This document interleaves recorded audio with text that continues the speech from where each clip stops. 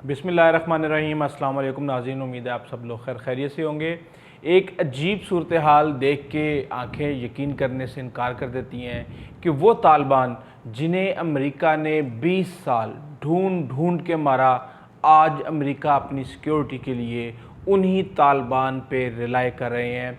America के सदर Donald Trump social media के ऊपर ना ट्विटर यूज़ कर सकते हैं, ना फेसबुक यूज़ कर सकते हैं और ना ही कोई और सोशल मीडिया प्लेटफॉर्म, लेकिन तालिबान के तर्जमान ज़बीउल्लाह मुजाहिद का ट्विटर अकाउंट वेरीफाइड है। एक अजीब सूरत हाल चल रही है। अमेरिकन जिस तरीके से अफ़गानिस्तान से निकल रहे हैं, तारीख़ इसे वियतनाम से भी ज़्यादा बदतर तरीके से याद करेगी। इस वक्त अफ़गानिस्तान के अंदर क्या सूरत हाल है? क्या पंजशेर के अंदर तालिबान दाखिल हो चुके हैं? क्या तुर्की के साथ तालिबान का मुआहदा हो गया है और तुर्की ने एयरपोर्ट के कंट्रोल के साथ साथ तालिबान की हुकूमत को तस्लीम करने का फ़ैसला कर लिया है? तालिबान और तुर्की के दरमियान जो मुज़ाकरात कामयाब हुए हैं, क्या उसके जो 4 नकात हैं वो क्या हैं, इसके ऊपर बात करेंगे। इस वक्त दोनों तरफ से दावे किए जा रहे हैं। पेंटागन कह रहा है कि काबुल एयरपोर्ट पर हमारा कंट्रोल है, जबकि तालिबान कह रहे हैं कि काबुल एयरपोर्ट के ऊपर हमारा कंट्रोल है। असल हकीकत क्या है? ISIS खरासां के जो मास्टरमाइंड थे उसको अमेरिका ने ड्रोन अटैक के थ्रू मार दिया है। उसकी क्या तफसीलात हैं? इसके अलावा और बहुत सी सूरत हाल जो काबुल के अंदर चल रही है खौफनाक, उसके ऊपर बात करेंगे और ये भी बताएंगे कि बाइडन का हनीमून पीरियड ना सिर्फ ख़त्म हो गया है बल्कि उनके ऊपर तीर तनकीद के निश्तर चलाए जा रहे हैं। अगर हम अब बात करें एवैक्यूएशन की, इस वक्त मगरबी ममालिक के लिए सबसे बड़ा सरदर्द जो है वो काबुल एयरपोर्ट से अपने स्टाफ को और अफ़गानियों को निकालना जिन्होंने उनको सपोर्ट किया था। दरअसल मगरबी ममालिक बड़ा अरसा तक वहाँ पे मौजूद अफ़गानियों को अपनी मदद के लिए ये कह के उनकी हेल्प लेते रहे कि हम आपको जब बुरा वक्त आएगा तो अपने साथ लेके जाएंगे, क्योंकि उनको पता है कि वहाँ पे जो लोकल आबादी है वो बाहर जाने के लिए और अफ़गानिस्तान से निकलने के लिए बेताब है और वो अपना मुस्तकबिल यानी कि रोशन करने के लिए वो कुछ भी करने के लिए तैयार है। तो उस हवाले से इसको उन्होंने एक एज ए टूल इस्तेमाल किया। इस वक्त तक तकरीबन 1,17,000 जो जिनमें ज़्यादातर अफ़गानी हैं वो मुल्क से जा चुकी हैं। फ्रांस अपनी जो फ़्लाइट्स हैं आखिरी सिविलियंस की वो भेज चुका है और तकरीबन उनका मिशन ख़त्म हो गया है। फ्रांस का भी ख़त्म हो गया है और बहुत से ममालिक का वहाँ पे मिशन ख़त्म हो चुका है।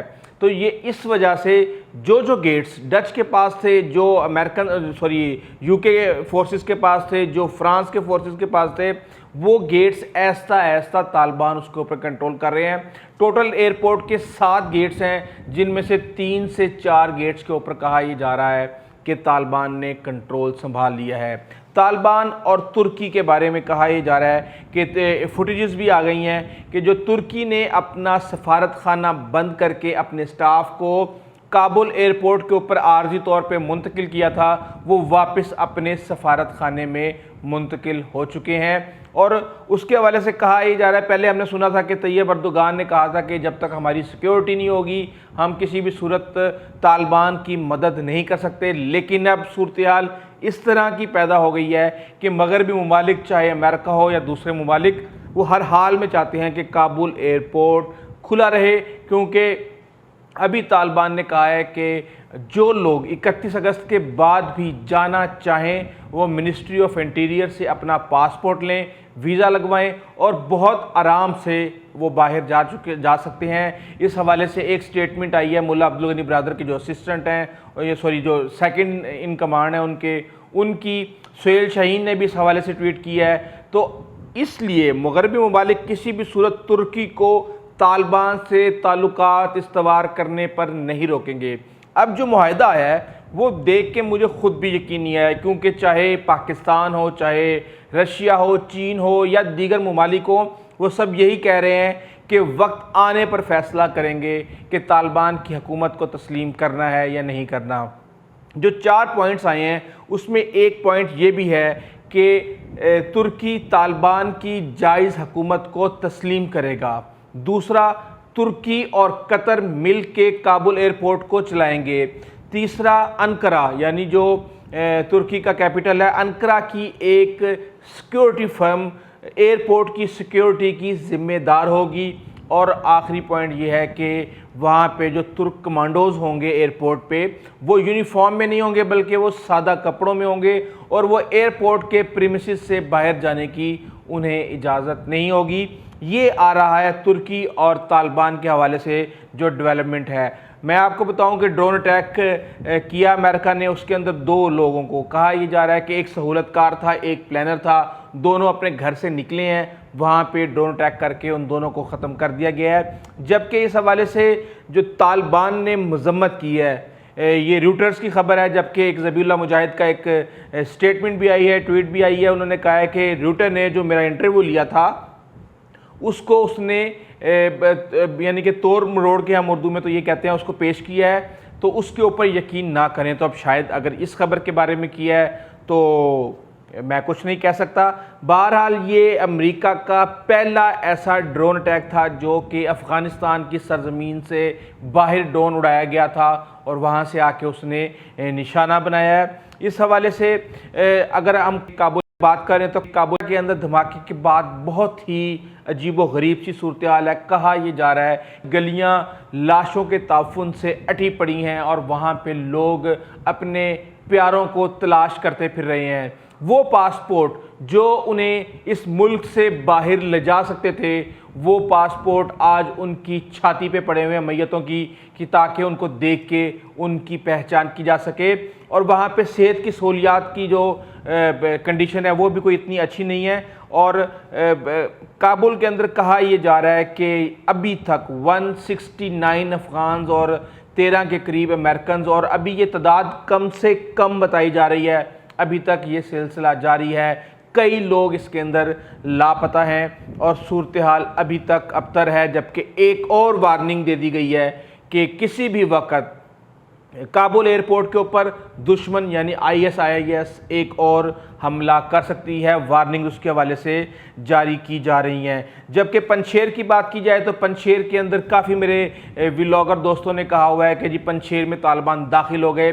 دیکھیں ایک بات آپ کو یاد ہوگی کہ 2 سے 3 دن پہلے پنچیر اور طالبان کے درمیان ایک معاہدہ ہوا تھا، اور اس معاہدے کا پہلا جو نکات تھا وہ یہ تھا کہ سیکنڈ جب راؤنڈ ہوگا ٹاکس کا، اس سے پہلے دونوں ایک دوسرے سے جنگ شروع نہیں کریں گے، اور ابھی 2 دن کے بعد ان کا جو سیکنڈ راؤنڈ ہے وہ شروع ہوگا۔ تو اس صورت میں ہر طرف سے پنشیر کے جو احمد مسعود کے جو ایسوسیٹ ہیں، انہوں نے کہہ دیا کہ اس کا تو ابھی فی الحال سوال ہی نہیں پیدا ہوتا، وہ لوگ باہر ہیں، ہمارا کنٹرول پورے کا پورا اس کے اوپر ہے، اور ابھی جب سیکنڈ راؤنڈ فیل ہوگا تو اس وقت خطرہ پیدا ہو سکتا ہے، کیونکہ اگر یہ مذاکرات ناکام ہو گئے تو جو بیرونی طاقتیں ہیں ان کو افغانستان کے اندر اپنے قدم جمانے کا موقع مل جائے گا، اور یہ جنگ مزید لمبی ہو جائے گی، کیونکہ 2 US سینیٹرز نے اپنی حکومت سے یہ مطالبہ کیا ہے کہ وہ پنچیر ریزسٹنس کو تسلیم کریں۔ اگر اس طرح آدھے ملکوں نے طالبان کو اور آدھے ملکوں نے پنچیر کو تسلیم کیا تو یہ لڑائی پھر بہت لمبی چلے گی، اور جو افغانستان کے اندر امن کی خواہش ہے وہ پوری نہیں ہو پائے گی۔ اس وقت تنقید کے نشتر چل رہے ہیں بائیڈن کے اوپر، اور بائیڈن جن کو کہا یہ جا رہا تھا کہ وہ الیکٹ ہوئے ہیں، ابھی ان کا ہنی مون پیریڈ چل رہا ہے، ابھی ان کے اوپر کوئی تنقید نہیں ہو رہی، پوری قوم ان سے حساب مانگ رہی ہے کہ بتائیں یہ کس طریقے سے آپ نے پوری دنیا کے اندر امریکہ کا نام بدنام کر دیا ہے۔ اب دنیا پوچھ رہی ہے کہ کیا امریکہ قابل بھروسہ ہے، کیونکہ اس سے پہلے پاکستان کا جو ایکسپیرینس ہے وہ بڑا بٹر ایکسپیرینس تھا، جب پاکستان نے سپورٹ کیا تھا 90 کی دہائی میں امریکہ کو، لیکن امریکہ یوں چھوڑ کے سب کو نکل گیا تھا۔